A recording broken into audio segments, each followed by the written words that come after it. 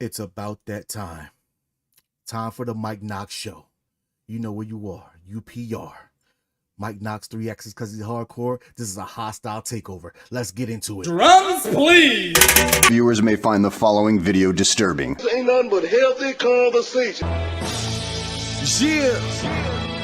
Perfect Plex Radio. We about to go live on him. Mike Knoxxx. That's for 3X's because he's hardcore. Are y'all ready? We about to give y'all something special. You ready? Let's go! At the money, now you're wrong. What you getting in? Perfect Plex Radio, got them listening. Mike Knoxxx, from Cena to the Rock, or whatever wrestler is hot. News and interviews, it's a one-stop shop. Matter of fact, let me give you more choices. You can call in and be the voice with the voiceless. So what you waiting on? Let's get it cracking. Let's talk wrestling. That's enough rapping. Perfect Plex Radio. Simply, we about to give y'all something special. You ready? Let's go! Yeah. It's about that time. It's about that time. It's about damn time. Now, I know that I don't look like Mike Knoxxx. I ain't got a bald head like Mike Knoxxx. I might be just as loud as Mike Knoxxx. But you know what? This is a UPR Smackdown Penitentiary. This is a hostile takeover. My man said, yo, I need you to take over the show for me. I said, you know what? I got you. I'll do you justice. I'll do it just the way you like. You can have whatever you like. That's what T.I. say. But anyway, welcome to the Mike Knoxxx Show. And I am your host for today's festivities. I go by the Z Solid, a.k.a. the Shang Tsung of this wrestling debate talk, a.k.a. your mama's favorite daddy, a.k.a. Big champ in the chat. You don't want to come from me, a.k.a. the apprentice of Thanos. But anyway, too many a.k.a.s, but I'll tell you what you will not hear today. Any talk about Charlotte Flair being the greatest women's wrestler of all time. So I just saved y'all ears by taking over the show. But I want to get into this because we're going to run this down just like Mike Knoxxx would do. We're going to do him justice here. And the week in wrestling. So we got a lot over here, right? We got a lot over here. I will say that AEW ruled the moments of wrestling, right? I will definitely say that they ruled the moments of wrestling. Raw and SmackDown, NXT were really good shows. But for the week, the past 2 weeks, AEW's had talk about, they've had talk in the wrestling world. And I'm sorry, ladies and gentlemen, I got my guy King Vaughn Jr., host of the Victorious Ones podcast. He is backstage. He is tweeting. He is holding it down. He's going to come on. We're going to talk some wrestling as well. So get ready for that. Now, back to the docket, as Mike would say, we got a smorgasbord, but we're going to get this crammed up in. We got 55 minutes. We're going to get this crammed up in 55 minutes now. And I want to make sure that I do give WWE justice and what they had going on. However, I have it here. The Blackpool Combat Club turns on Danielson, Rhodes, and Sikoa 2 in a steel cage match in which SmackDown is supposed to be 3 hours long this Friday. So that's a big feather in their cap. Expect a lot of surprises for them. But Statlander and Willow cooked up for match of the night contender. A lot of AEW fans love that match. And then Swerve and Hangman 3 got brutal to the point of the conversation that we're having is, when is wrestling going too far with their violence? When is the AEW product going too far with their violence? A lot of people are not liking it. A lot of people are on the fence about it. So we're going to talk about it. But first and foremost, we're going to talk about here, getting into the things. I'm going to go for the worst moment of the week. And I know this is a hot take. This is a bad take if somebody likes this lady here. And I am a Sasha Banks fan. Don't get me wrong. I am a Sasha Banks fan. I'm not a Mercedes Moné fan. And I think the verdict is out. And y'all got to start coming to the realization that Sasha Banks and Mercedes Moné are two different people. They're two different people. And I'm sorry, but ever since she left WWE, I do not see what the whole big deal about Mercedes Moné is at this point in time. Some people say she put Willow Nightingale over. I do not believe so. Only reason why is Willow was already on her way up before 2-3 weeks, maybe a month before Mercedes got there. She did the indie match with her, and where Mercedes got injured. But honestly, I haven't seen much of Mercedes that would remind me of who Mercedes is and who Sasha Banks was. And that's the difference. I thought in this match that we saw at All Out that Hikaru Shida wrestled her ass off, but a lot of fans on Twitter say they didn't like it. They said it was a very hard-hitting match. I agree. It was a very hard-hitting match. But does it still say that Mercedes can wrestle? Again, one of the biggest gripes about Sasha Banks is the way she finishes her matches. Her finishes of her matches, they don't hit for some people. For me, no. It looks like she can't even hit her special the correct way. What? You supposed to practice this and you still can't get it right? What? Wait a minute. Hi, Charmaine. Thank you for this. Thank you for stopping by the Mike Knoxxx Show. James Earl Jones died? Oh man. Oh, this is man, we're losing a lot of people, but thank you for this news. Unfortunate news. But thank you, and rest in peace to the great James Earl Jones. A lot of people don't realize he was the what was it, Bell Atlantic South telephone guy with the thick ass telephone books. These like encyclopedias back in the day. He was the voice for those commercials. His voice scared me. His voice scared me. But once you realize that he was in the Lion King, it was like, all right, never mind. He can't scare me no more. That's Mufasa. So two of our great black voices of our generation, James Earl Jones and James Avery, who a lot of people don't know was the voice of Shredder in the Ninja Turtles cartoon. So damn, that's crazy. But moving on, so I got that out the way. I got the hot take out of the way. Now let's go into honorable mentions for the week. And Julia showing up at NXT was the third time now, which isn't a bad look. Julia, at this point, Roxanne Perez is too ready for the main roster. Way too ready for the main roster. They're throwing any and everybody they can at Roxanne, and I just think that they're looking for that next staple in the NXT women's division that's going to take them to the next plateau. And I think that they've got it in Julia. It's just who is Julia going to face to keep her on that same plateau once she gets the belt, if she gets the belt, right? I would think that Akora Jade returning could do it. Jada Parker still has to step up her game. JC Jane, those girls in Fatal Attraction, they have to get their wings under them, get some more wins behind them. Julia, she is dope, Charmaine. She's one of the biggest names, one of the biggest free agents in WWE, was able to snag her. So kudos to them for doing that. It took a while, but I also would believe that Stephanie Vacour would also be in this mix. She's been signed for a good month and a half, 2 months now. So I think they're probably waiting for that transition of Roxanne to Julia and then bring in Stephanie if she's going to be on NXT. But I think she's main event roster ready. So really good moment for NXT there. Probably the highlight of that NXT show, which was a really good show. And make sure you guys check out Bad Guy Jack and the Wrestling Doll every Tuesday for the NXT review show immediately after NXT. Now, going into the next moment, honorable mention moment of the week for me, y'all know I wasn't going to get on no platform and not talk about the lovely, the luscious, thick-assed, my shaved head queen, Pamela Martinez, finally coming back to SmackDown TV after losing her title to Nia Jax.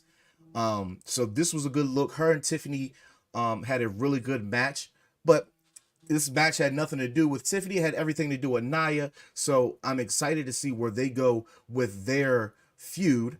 But time will tell. I expect really big things on Friday for the 3 hour of SmackDown. And I think that is all that we have for that honorable mention. Now let's get into the meat and potatoes of this show, which are the top moments of the week. And pretty much what we see here is what the best moments of professional wrestling were, right? You got Drew beating the dog piss out of CM Punk again. And for most people, professional wrestling is about family, betrayal, titles, and for this rivalry, it's all about a bracelet. Ladies and gentlemen, we are feuding over a bracelet that has AJ's name and a dog named Larry. The dog named Larry is getting just as famous as damn Cody Rhodes' dog. Why are these pets getting so famous?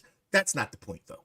But Drew McIntyre and CM Punk feuding over this bracelet has got to be the most baffling thing that is still keeping everybody intrigued, right? So I think that everybody sees that the anticipated match that is supposed to be coming up is going to be them at Bad Blood, but what kind of match do you have? Because they've already had a strap match, right? So a lot of people are anticipating Hell in a Cell. I've seen that going around on social media a lot.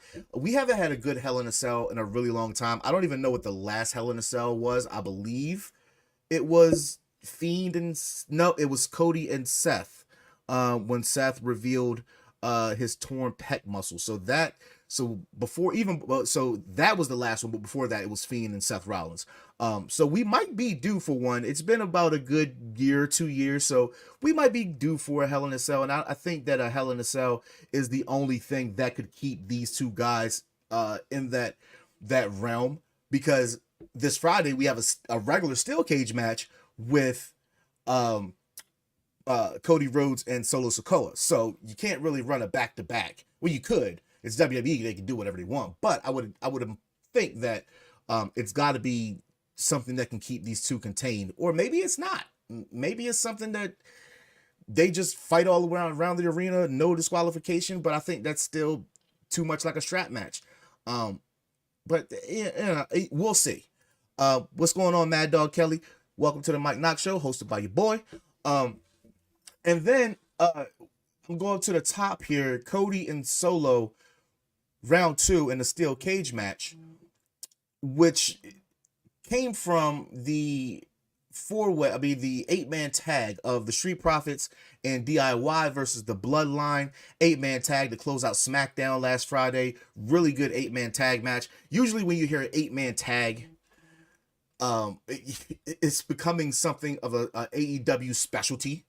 Right? AEW has so many multi-men matches that it's not even funny, right? And then if WWE has a multi-man match that's 8 men in the ring, it's usually Survivor Series type. They usually don't do 6 men too much, but 8 men is very rare, and the only time they're going to do an 8-man is when they're going to do Survivor Series, or what they've done recently the past 2 years instead of Survivor Series match, War Games.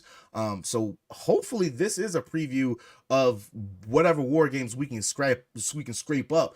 But again, that all depends on your tribal chief, my tribal chief, the GOAT himself, Mr. Roman Reigns, and what he does, and if he gets his familia back together.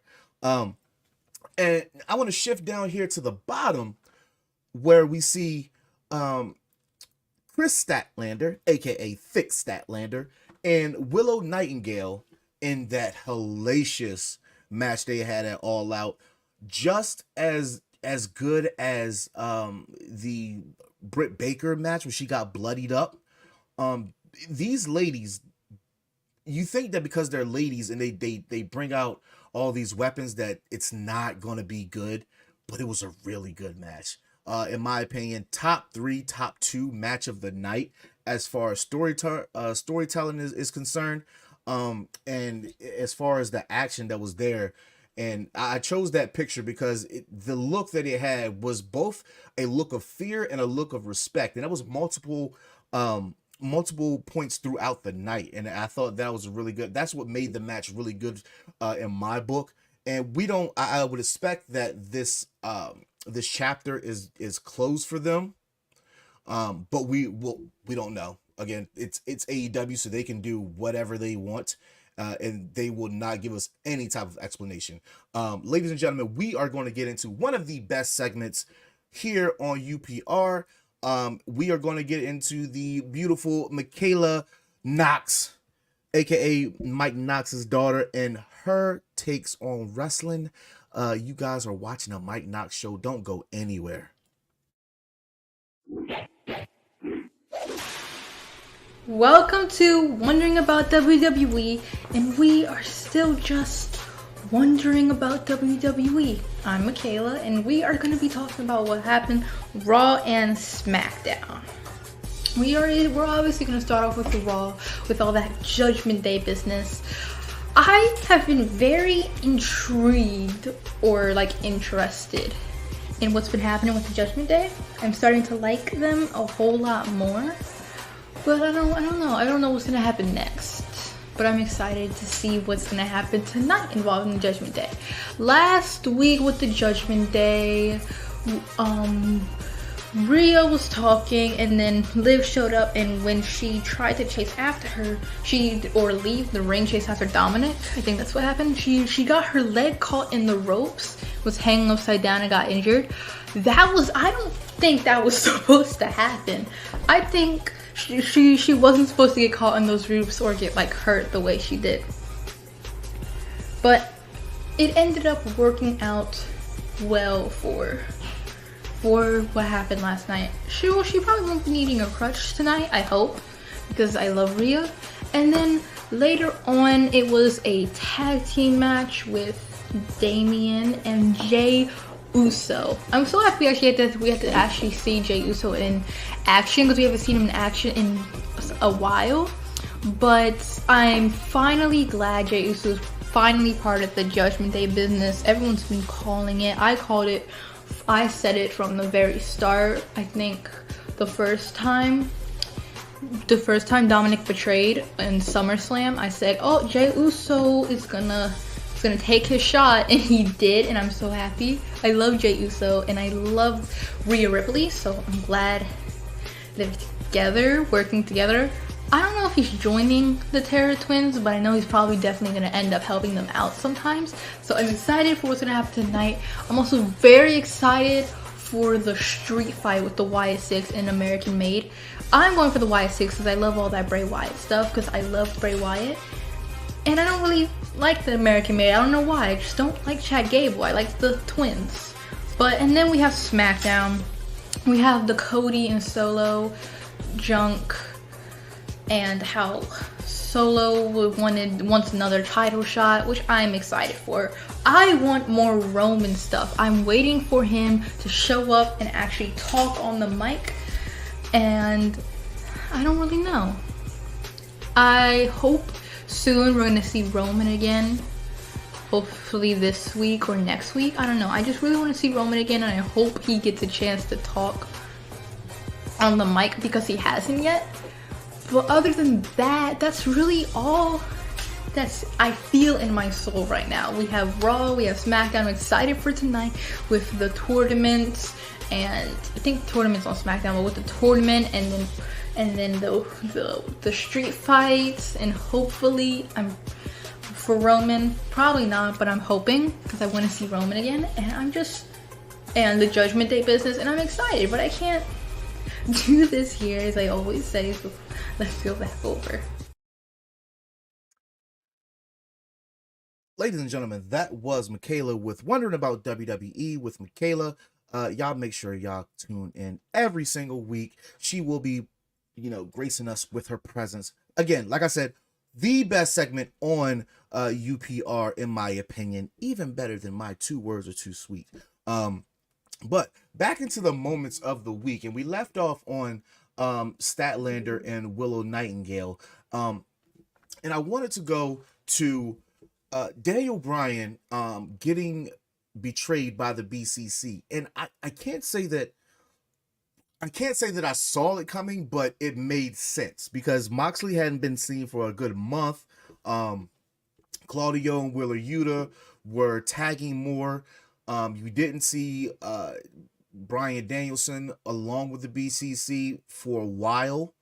And then they got the inclusion of Pac with the trios belts. So, and immediately when they won, it was, well, is Pac part of the BCC now? Like, that was a big question that left me wanting an answer after watching All In. And it kind of makes sense. Pac, he embodies what the BCC is all about, right? Like he gets what what is Moxley called death jitsu.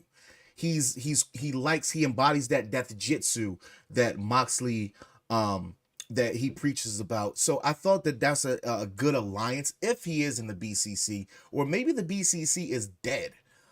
Because Mox wasn't even coming out for the past 2 weeks. No BCC gear, no shirt, no zip up hoodie like he always does. None of it. Just plain white tee. Yep, am I white tee? Am I white tee? Yep, am I white tee? Yeah, so it left us wondering who is he actually talking to, and now the layers of the onion are getting peeled because his first message was, "This is not your company anymore." And I feel like he's talking to the powers that be.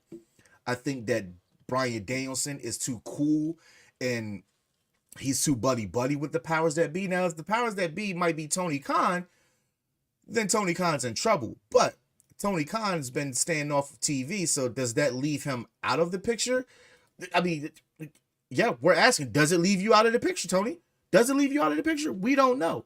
But I think that it makes perfect sense. It's probably the most intriguing thing on AEW right now, in my opinion, of what Mox is talking about. And the only thing that we know for sure about Mox is he wants to have a conversation with Darby Allin.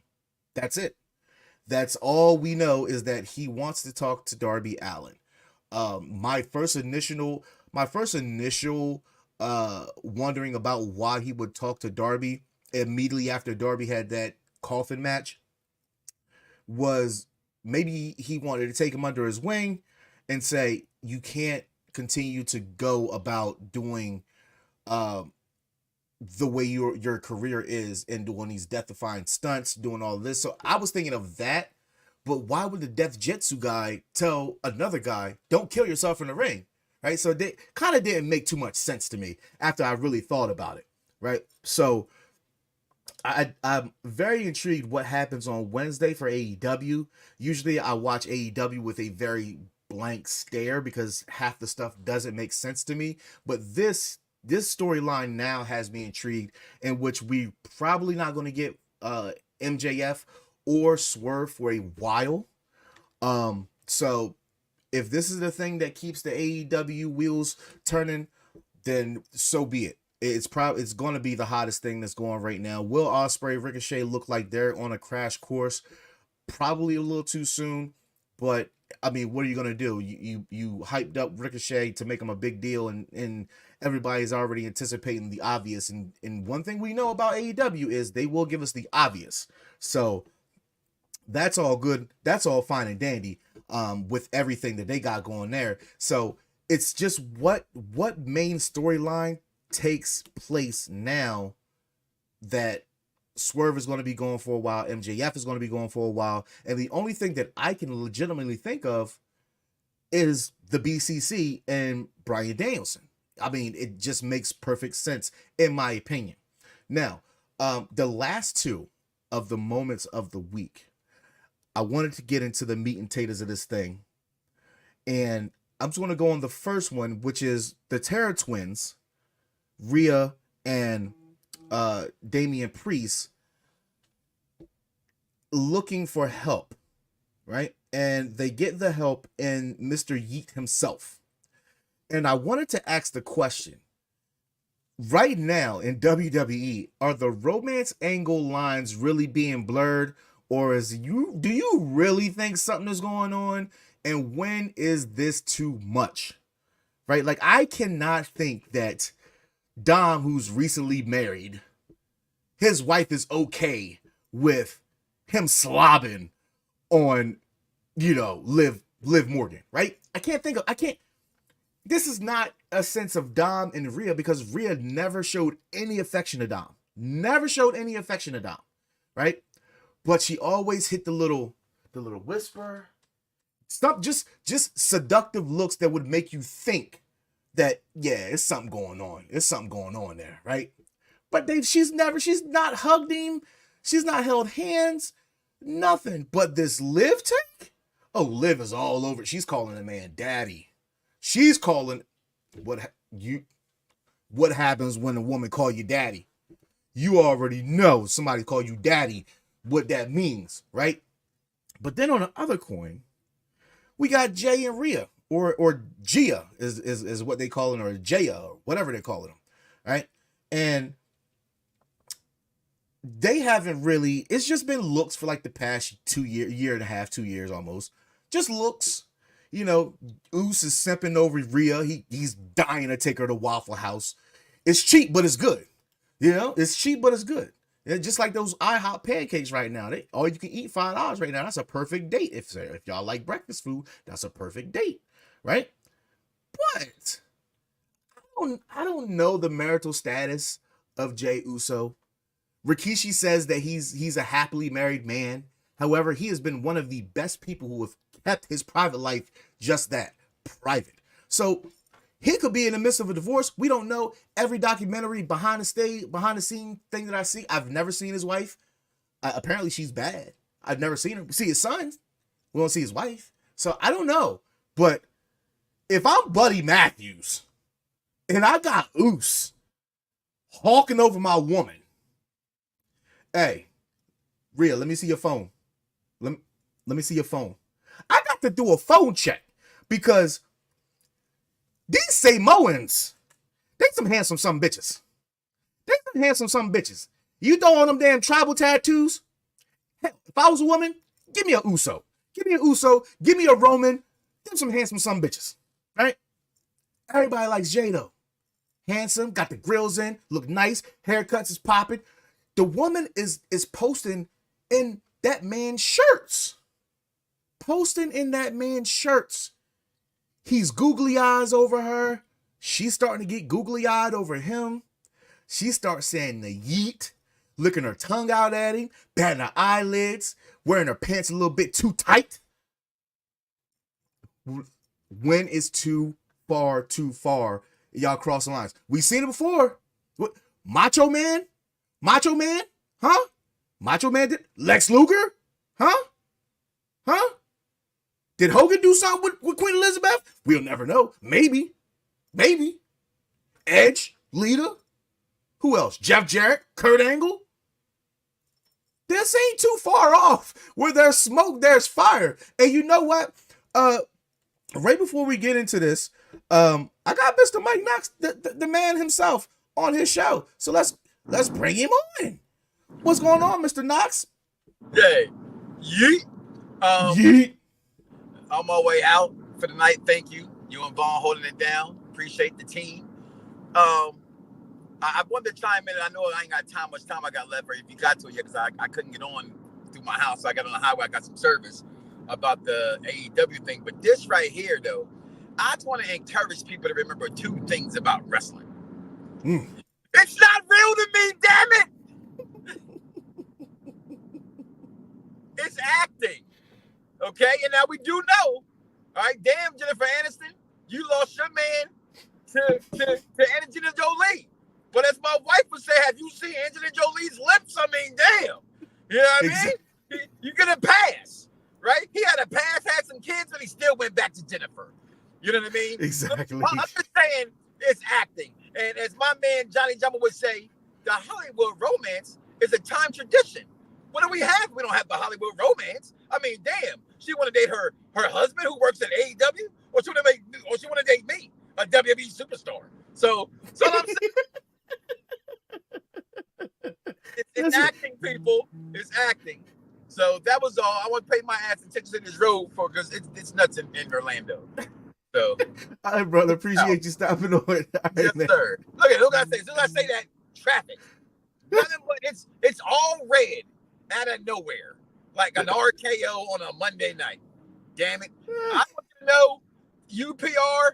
I must really give a shit about you that I'm missing my own show and wrestling and 2K and Monday Night Football on the same night. Damn. Have a good show, my brother. All right, brother. Thank All right, so now before we get into the other meat and potatoes of what we came here to talk about in our top moments of the week, we're gonna go ahead and get into our moments this week in wrestling, hosted by King Vaughn. So y'all stay tuned for this, and we're gonna get into the meat and taters of all of this. Stay tuned, y'all. Yo, it's crime time. EST. Soul Man, Rocky Johnson. It's the Honky Tonk Man. NWO. Can you smell what The Rock is cooking? UPR and Around the Blocks give to you This Week in Wrestling History with King Vaughn. Of course, everyone. Of course, thank you very much, everyone, for watching. For tuning into Perfect Plex Talk Radio. This shows, this King Vaughn Jr., the Victorious Ones podcast, Perfect Plex Talk Radio, to give you the week in wrestling history. But of course, on September 9th, 1967, in Boston, WWF World Champion Bruno Sammartino retained his championship against Gorilla Monsoon in a Texas Death Match. And so, this is where you had to pin your opponent. And then they have to get up at before the count of 10. Of course, before you declare the winner. As far as that, of course, in 1986, Dusty Rhodes won the NWA World Heavyweight Championship. The NWA World Television Championship, as he defeated Arn Anderson, making him a 3-time NWA TV champion. On the same day in 1991, Ric Flair made his WWF debut on weekly primetime wrestling as he brought the World Heavyweight Championship, the Big Gold Belt, declaring himself the real world's champion after spending a decade representing NWA and WCW. And of course, on September 10th, 2001, on an episode of Raw, Stone Cold rallied the alliance together to take out the frustrations on Kurt Angle, as they put Angle in the hardcore match against RVD. And of course, on the same day in 2007, on the Go Home episode of Raw, John Cena was provoked by Randy Orton ahead of the upcoming WWE title rematch. And of course, in 9/11, we all know what happened with that. Of course, obviously, thoughts and prayers to those that those victims. But of course, on September 11, 1997, WrestleFest 50 Years of Funk took place in Terry Funk's hometown, Amarillo, Texas. And the main event, well, of course, it was promoted as Terry Funk's retirement match, and so retirement only lasted 6 months. But of course, the main event was Terry Funk versus Bret Hart, in a match refereed by Bret's first official opponent, Dennis Stamp. Of course, on the same day in 2001, a tape of Smackdown was canceled after the aftermath of 9/11. In 2006, Lillian Garcia sang "America the Beautiful" to kick off the Go Home edition of Raw for Unforgiven from Madison Square Garden. On September 12th, Triple H defeated Randy Orton at Unforgiven for the World Heavyweight Championship. Of course, in the finals of the Mae Young Classic, Kairi Sane defeated Shayna Baszler. And of course, on September 13th, 1998, War Games took place. As Team WCW, led by DDP, Roddy Piper, and the Ultimate Warrior, defeated NWO Hollywood, led by Hollywood Hogan, Bret Hart, and Stevie Ray. On the same day in 2001, WWF presented a live edition of SmackDown from the Compaq Center in Houston, which is, of course, when they paid tribute to September 11th. And of course, as far as birthdays, September 10th, Don Morocco turns 75. September 11th, Paul Heyman turns 59. And September 13th, Baron Corbin turns 40. And that's your week in wrestling history. Of course, DJ Mike Knoxxx, back to you.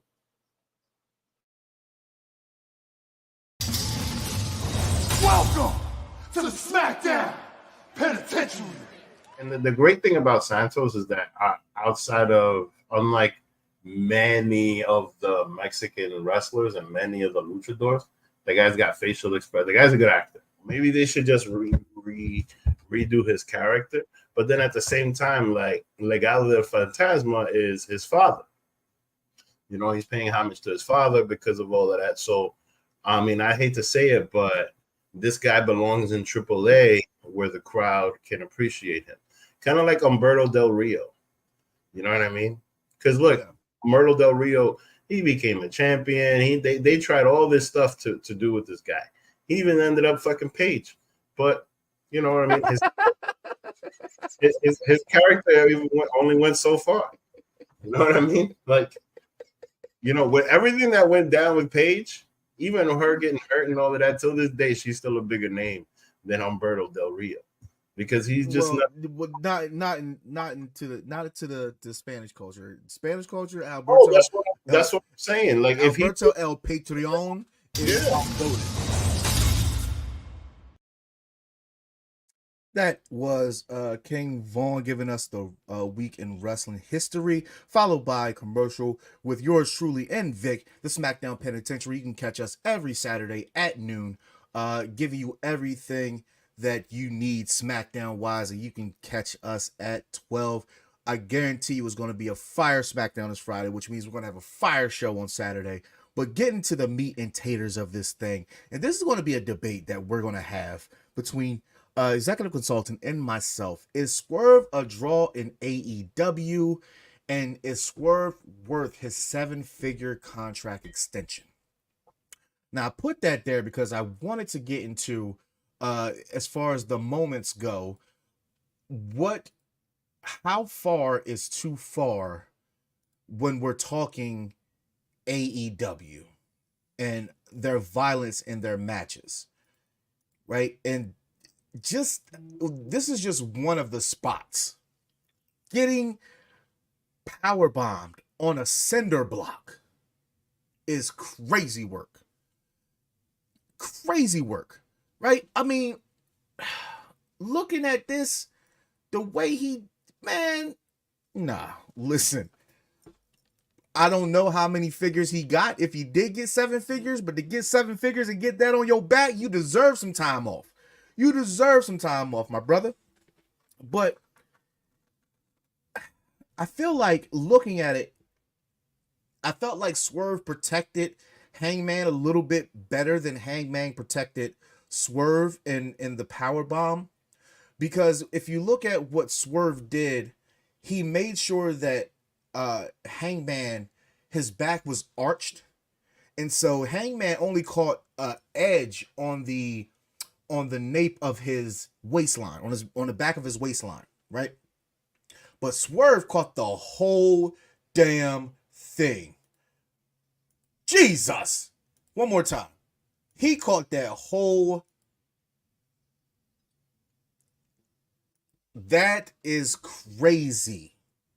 So my question in the moments of the week, when is too far for us to enjoy this as wrestling fans, right? Like this, I'm all cool for a hardcore match. Everybody loves a hardcore match. You love a steel cage match.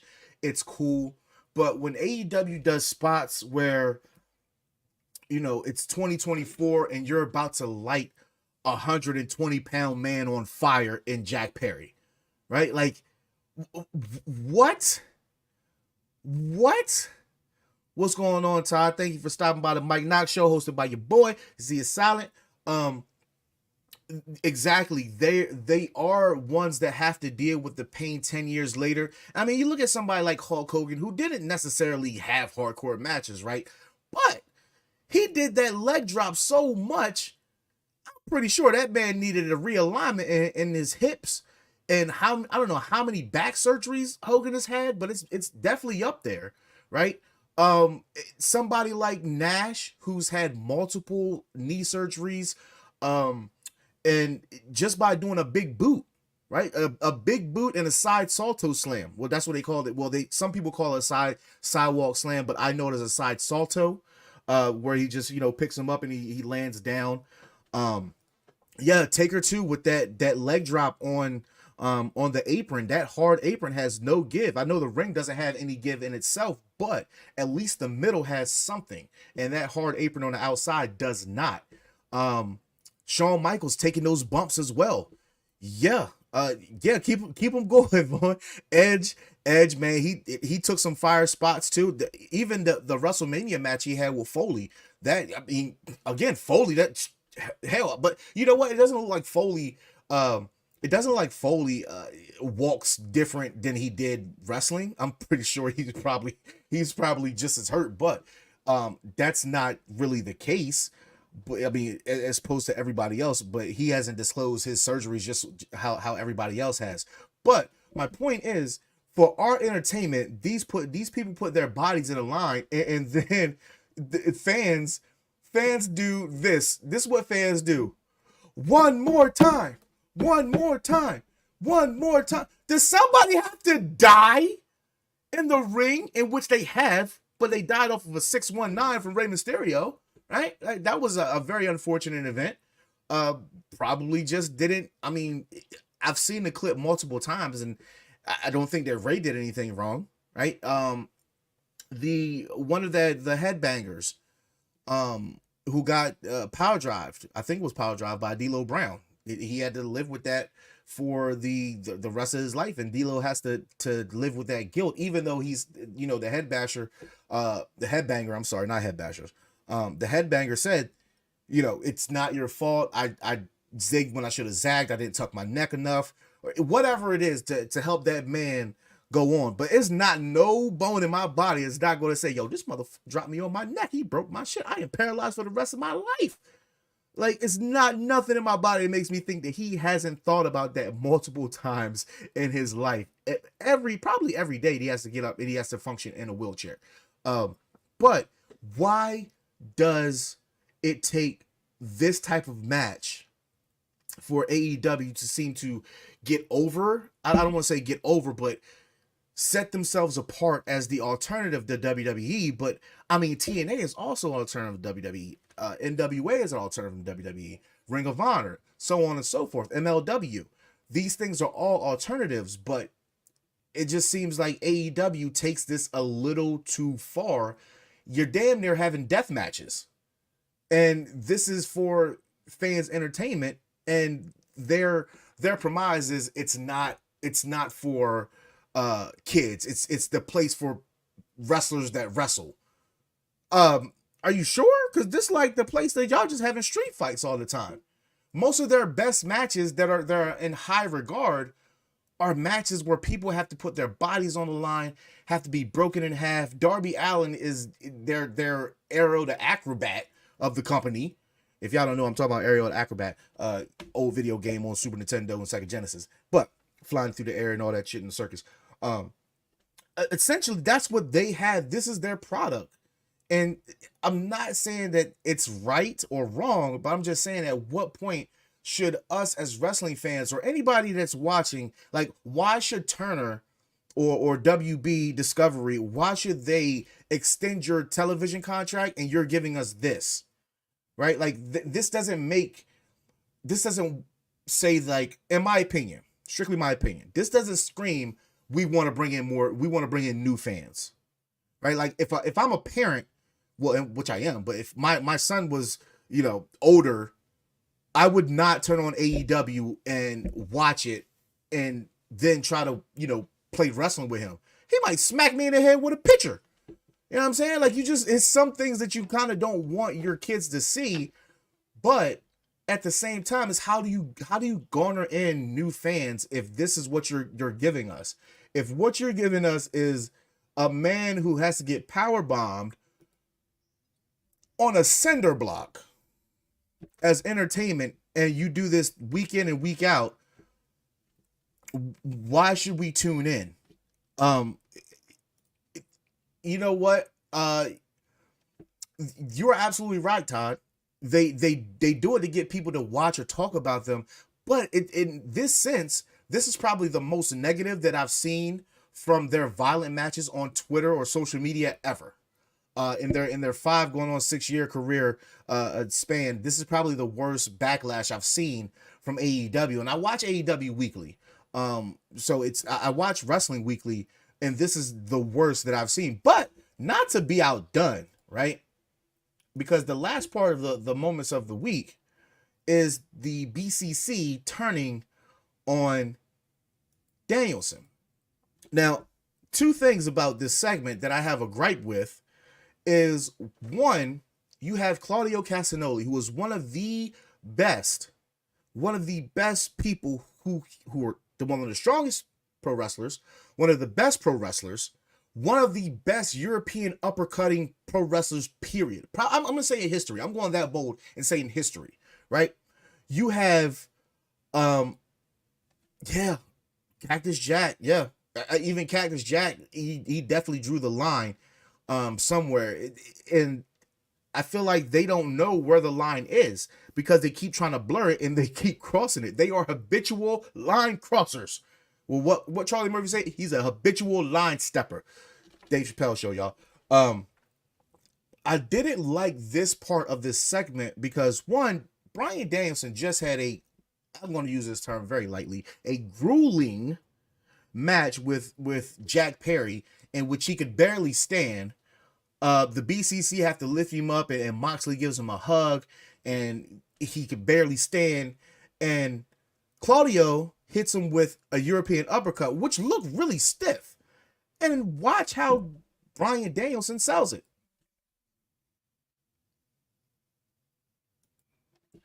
The man just sits on his ass. He just sits on his ass. If you give one of the stiffest European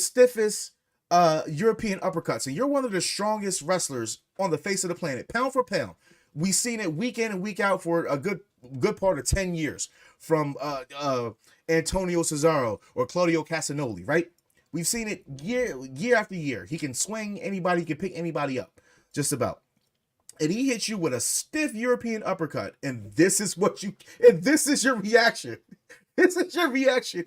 Oh, I didn't know, Miss Shaw. I didn't know. So that's a gripe for me personally. But that's just, I look at little tidbits of those things, or just by what AEW is telling me, just by what their commentary team is telling me, right? Claudio was one of the strongest, or he really snaps into that European uppercut. Okay, he did snap into that European uppercut, but Daniel Bryan just ate that thing like he was Will Hobbs or something, right? Like he ate that thing like he was Murder Hawk Lance Archer or Brian Cage. He ate that thing like he was big. Pause. That is crazy. Whoa, that was crazy work. But once again, I'm gonna hit this clip again. It's like a no sell. And that was a gripe for me. I felt like before I go back to it, I'm gonna tell you my thoughts. What I thought should have happened is, boom, he gets it. Danielson should be down. He should be damn near knocked out, in my opinion. He should be at least on his back and not his ass looking up at the person who just gave him a stiff-ass European uppercut, who's supposed to be one of the pound-for-pound strongest wrestlers. Just my opinion. I know some people don't agree with it, but that's fine.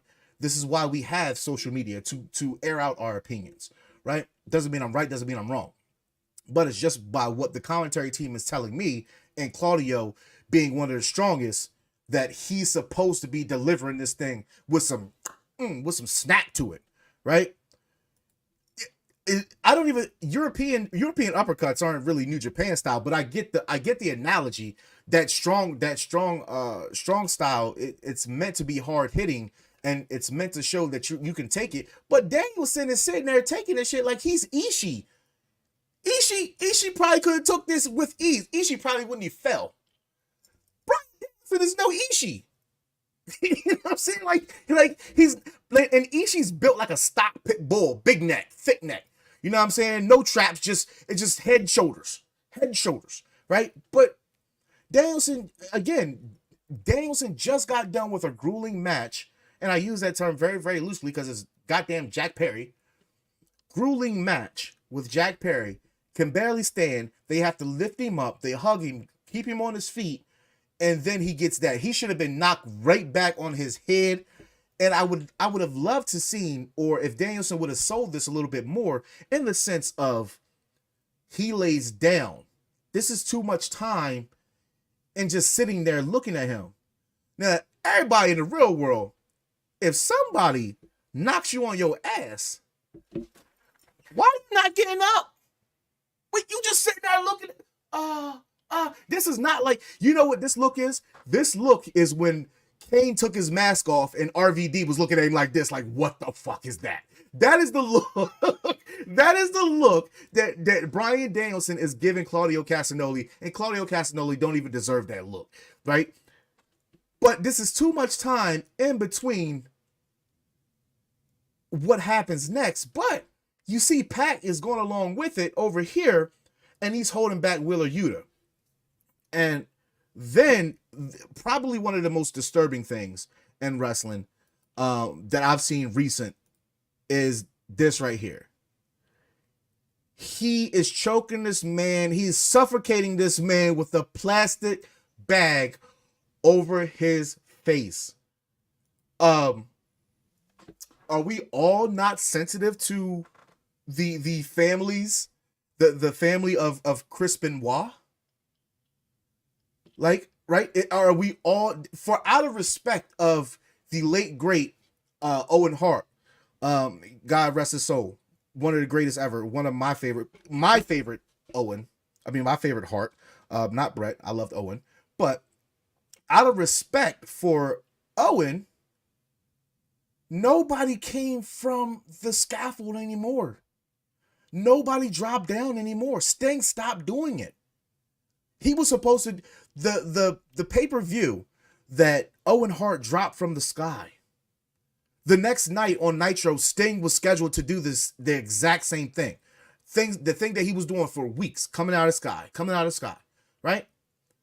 He stopped doing it. They had to, apparently the story is that Sting had to ask Owen Hart's wife if she would be okay with him coming down in that retro spot that they had for AEW, which was a really good spot because we hadn't seen that in 25 years, 30 years. I get that.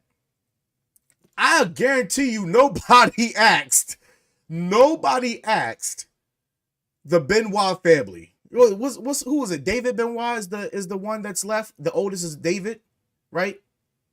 Nobody asked David Benoit, how would you feel about seeing this on wrestling? Does it trigger you?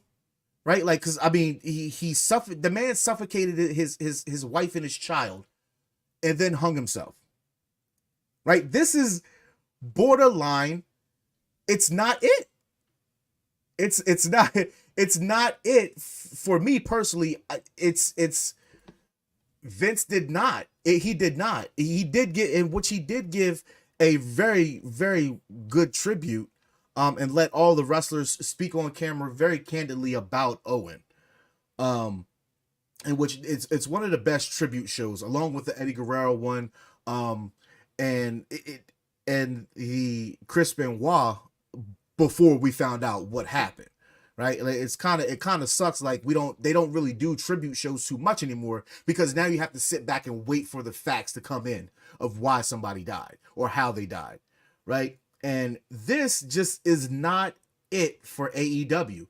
This is a huge miss in my part. And I think that it will turn a lot of fans off. It will turn a lot of fans off because, Todd, you were exactly right. It's careless. And yeah, just because you can doesn't mean you should, right? You could say some things about people, but it doesn't mean that you should, and this, you just have no compassion for people that are affected by this. Yeah, go ahead, Vaughn. You're muted. Yeah, anyway, I already knew that I was going to unmute myself, but thank you. But yeah, like I said, what I was saying in the as far as in the comments, the thing is, like, what was really like, especially watching Dark Side of the Ring about what happened with Owen and how Vince, got really, he was really snappy, like when the reporters were asking about what happened. So Vince even got real condescending. Even told one lady, he was like, hey, I don't like your tone, right? And also like with that pay-per-view, that was the last time that they ever named that pay-per-view. That, by the way, that was the final one. They discontinued it, but here's the thing though. Just as I said just now, here's like I saw a clip online on Facebook, like of like when Undertaker and Stone Cold were having the match. So as Taker is having his robe taken off, right? You could see like a tear starting to come down his eye because he saw that corner of what happened, of where Owen fell. And then later on, as Stone Cold comes out, you like Austin was irritated. He was pissed about that because because he had the match. Yeah, because they had the match, and so you could read the body language, especially for him, and with the way he threw his vest off and the way he tossed his belt over to the side like this. He was like, "Look, I want to get this out the way. Let's just get this over," because they didn't want to do it, and so shame on Vince for even doing that in the first place. You know what I mean? And so as far as that, I just had to get my little rant off about this documentary thing. I know it's going to be a roast, and so I just have to, just get that out the way. You know what I mean? Especially old boy, the one you're not a fan of, but he's going to tell the truth about it. But hey, I'm all for it. So I'm sorry, but anyway, that's all I have to say. Yeah, no, you're absolutely good. But yeah, I absolutely do believe what Brett has to say is going to be intriguing in that documentary. I think that certain people, and you can only go off of what certain people have to say in their experiences with people, right? Like, it's not like Rock would probably not say anything too polarizing or at all negative about him. He's on the board, right? And as far as he's known, Vince has done well by his family, right? He's done well by his family. There's a lot of people that Vince has done well by their family. It just so happens that some of those other people, it's a little darker, and Brett is one of those cases, and it's very unfortunate.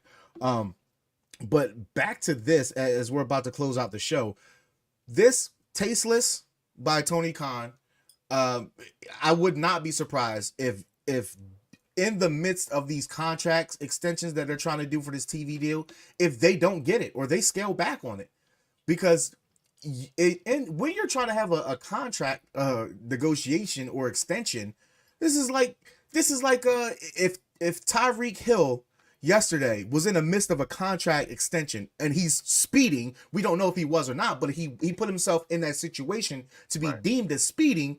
They're gonna look at it like, you getting in trouble off the field and you want to be the highest paid wide receiver? Yeah, you're untrustworthy. It makes you untrustworthy. Yeah. So I in this sense, I think Tony Khan definitely shot a couple toes off his foot. As long as his daddy has pull, as long as his daddy has million and has pull, they'll still be somewhere presenting this product. But if you're presenting it this way, you are a piece of shit, and that's which tough. we've already deemed that. But ladies and gentlemen, that is our show for today. I want to thank Mr. Mike Knoxxx for depending on us to hold down the fort, in which I think we have done very, very well. We don't have the usual suspects here. A lot of people came late, but we are dealing with football season again. And everybody's going to the bars. You just saw Mike on his way to the bars to hang out with the rest of the UPR crew.